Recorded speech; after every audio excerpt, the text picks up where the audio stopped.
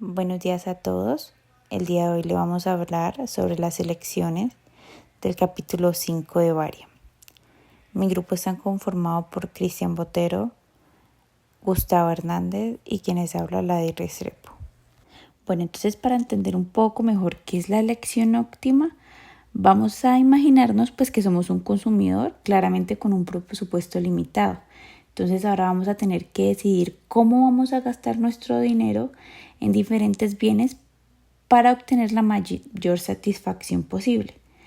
Entonces esta decisión en economía es lo que vamos a conocer como elección óptima. Bueno, entonces para entender un poco mejor el concepto, visualicémoslo gráficamente.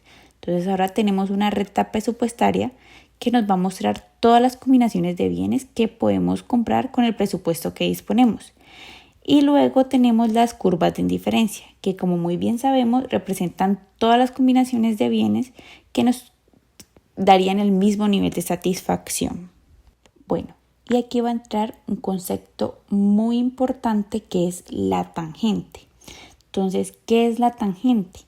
Una tangente pues será simplemente una línea que va a tocar la curva en un solo punto sin cortarla. En nuestro gráfico, la tangente es la recta presupuestaria que toca la curva de diferencia en un punto exacto. Bueno, y ese punto de contacto es crucial porque ahí es donde la curva de indiferencia y la recta presupuestaria se alinean en términos de pendiente o inclinación. Esto significa que en ese punto específico, la dirección en la que gastas tu dinero y la dirección en la que maximizas tu satisfacción coinciden perfectamente. Bueno, y en otras palabras, cuando la curva de indiferencia es tangente a la recta presupuestaria, has encontrado tu elección óptima. En otras palabras, has maximizado tu satisfacción o utilidad con el presupuesto que tienes. Bueno, y ahora vamos a ver que esta condición de tangencia pues no se cumple en todos los casos y en cuáles no. Pues para ello vamos a ver el justo vértice. Entonces ahora vamos a imaginar una curva de indiferencia que no es suave, sino que tiene, así como podemos ver en el gráfico, un ángulo, un pico en un punto específico. A este pico es lo que vamos a llamar vértice. Entonces, ¿qué pasa? En un vértice la curva cambia abruptamente de dirección, como vemos, formando un ángulo en lugar de una curva continua. Entonces, debido a este cambio brusco, pues no es posible dibujar una única línea tangente que toque la curva en ese punto, porque la curva no tiene una sola dirección en ese lugar, sino que tiene dos. Como vemos, es una L. Entonces, como consecuencia de esto, pues la falta de una tangente pues en el vértice significa que no podemos usar el mismo método para encontrar la elección óptima como lo haríamos pues como en el caso anterior, cuando tenemos curvas de indiferencia suaves. Bueno, y ahora tenemos un óptimo de esquina. Entonces vamos a imaginar que tenemos que decidir cómo vamos a gastar nuestro dinero entre dos bienes. Entonces, en muchas situaciones, pues podríamos distribuir el presupuesto entre ambos bienes para obtener el máximo provecho. Pero sin embargo, pues en algunas circunstancias la mejor decisión puede ser gastar todo el presupuesto en un solo bien y pues no comprar nada del otro. Y a esto es lo que le vamos a conocer como un óptimo de esquina. Bueno, y ahora, ¿qué pasa si hay más de un punto donde se cumple la condición de tangencia? Entonces aquí vamos a ver un ejemplo gráficamente. Entonces, pues en esta gráfica vamos a tener 3 puntos de tangencia entre las curvas de indiferencia y la recta presupuestaria. Pero aunque en todos los casos se cumple la condición de tangencia, pues solo alguno de estos puntos representa una elección óptima, que al final es lo que queremos lograr con la tangencia, lo que queremos lograr encontrar con la tangencia. Entonces en este caso vemos que la primera curva de indiferencia no es lo más alta posible. Entonces lo que significa que el consumidor podría alcanzar un nivel de satisfacción mayor moviéndose a la siguiente curva de indiferencia más alta, que también toca la recta en 2 puntos, como vemos. Esos 2 puntos sí son cestas óptimas para el consumidor.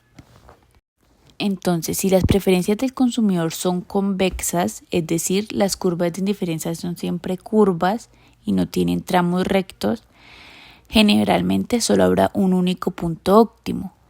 Este será el único punto donde la curva de indiferencia toca la recta presupuestaria, maximizando el bienestar del consumidor.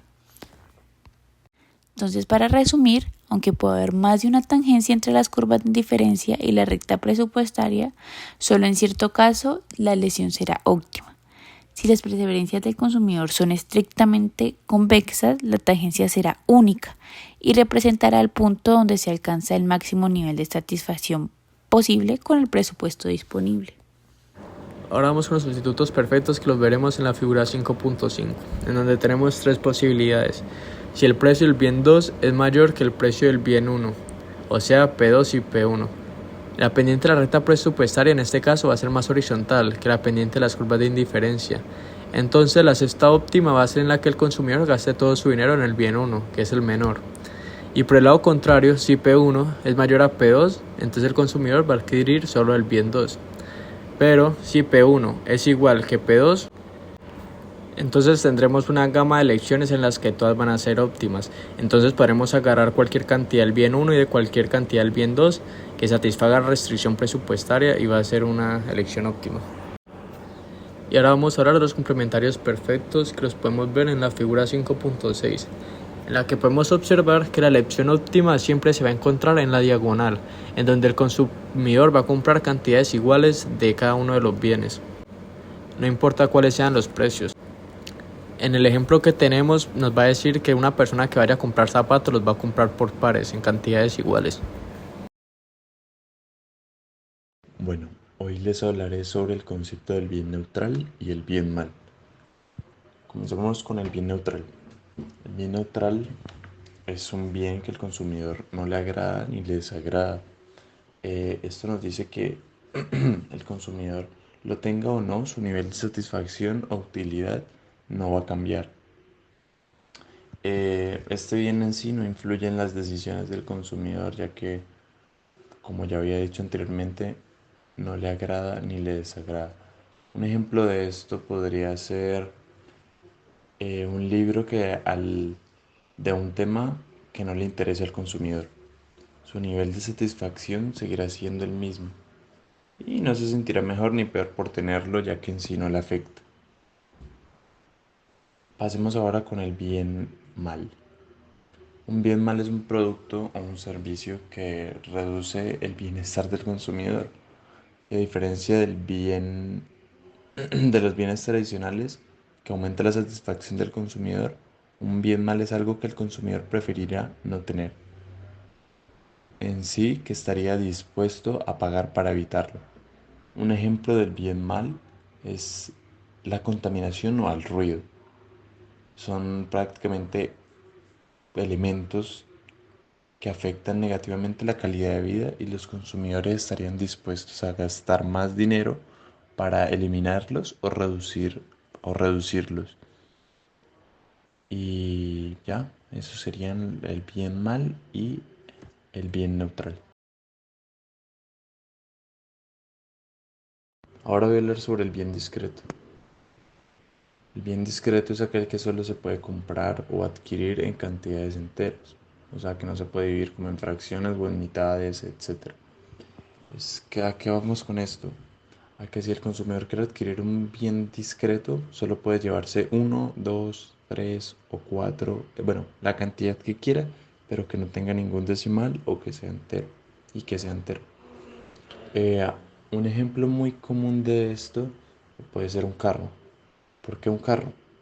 Porque un carro así lo pagues como a cuotas, que es, digamos que lo estás dividiendo el pago, más no el bien. El bien sería el carro completo, o sea, todo el carro que ande, todo. No puedes decir, le compro medio carro. No. Esto mismo también se puede aplicar como con productos como celulares, computadores, en la parte de la tecnología más que todo. Y también eh, se puede ver y se puede diferenciar como de los bienes divisibles que sí se pueden comprar en fracciones, como lo pueden ser los alimentos, el combustible y muchos otros ejemplos que no se me vienen a la cabeza. Y ahora vamos a hablar de las preferencias cóncavas, que las podemos ver en la figura 5.8.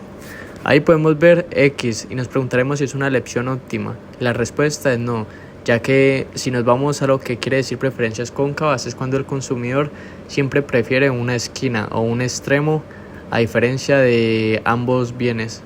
Entonces, en este caso, la elección óptima sería Z, que se encuentra en la curva de indiferencia más alta. Bueno, ahora vamos con la función Cobb-Douglas, que nos permite entender cómo el consumidor gasta sus ingresos entre dos bienes en función de las preferencias y los precios de estos bienes. La propiedad más importante de las preferencias Cobb-Douglas es que el consumidor siempre gasta una proporción fija de su ingreso en cada bien, y en este caso las proporciones dependen de C y D, que son los exponentes que aparecen en la función de demanda. Las ecuaciones de demanda son estas que podemos ver aquí en pantalla, que serían la función para el bien 1 y la función para el bien 2. En las cuales en estas funciones M representa el ingreso total del consumidor, el P1 y P2 los precios de los bienes y C y D son los exponentes que representan qué tan importante es cada bien para el consumidor. Y con esto podemos concluir que en la función siempre los exponentes tienen que sumar 1, ya que este 1 significa el porcentaje total de la renta y cada fracción significa la parte que gastamos de la renta. Bueno, y como sabemos, pues en economía las funciones de utilidad son herramientas clave para entender cómo los consumidores toman decisiones. Entonces, vamos a tener aquí una serie de datos. Entonces, supongamos que vamos a observar el comportamiento de un consumidor a lo largo del tiempo, los bienes que compra, los precios que enfrenta y su ingreso. Y estos datos nos van a permitir hacer una estimación de la función de utilidad que va a guiar sus decisiones.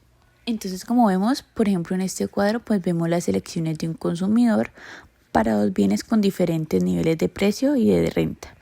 Entonces, se han calculado las proporciones de gasto para cada bien y resulta que esas proporciones se mantienen relativamente constantes. Entonces, pues una vez que tenemos una estimación de la función de utilidad, que para este caso pues se usó la función de utilidad Cobb-Douglas, podemos usarla para predecir cómo el consumidor va a reaccionar a cambios pues en el entorno económico. Entonces, un ejemplo de esto sería que si el gobierno pues impone nuevos impuestos y los precios cambian, pues podemos calcular cómo afectaría el bienestar. Entonces, supongamos que los precios cambian a 2 y 3 con una renta de 200, pues la cesta demandada sería 25 unidades del bien 1 y 50 del bien 2. Con la función de utilidad estimada podemos calcular que la nueva política fiscal mejoraría el bienestar del consumidor comparado con ciertos años, pero no con otros. Entonces, pues, en resumen, a partir de las elecciones observadas de los consumidores, trataremos de estimar qué preferencias están maximizando. Esta función nos sirve no solo para predecir decisiones futuras, sino también para evaluar las consecuencias de posibles cambios en la política. Bueno, y por último vamos a ver la elección de impuestos. Para este caso vamos a comparar dos tipos de impuestos. El primer tipo es el impuesto sobre la cantidad, que se aplica directamente a la cantidad de un bien que uno compra. Por ejemplo, un impuesto de 15 centavos por litro de gasolina. Ahora, el segundo tipo de impuesto es el impuesto sobre la renta. Para entender un poco mejor las implicaciones que esto trae consigo, vamos a verlo gráficamente.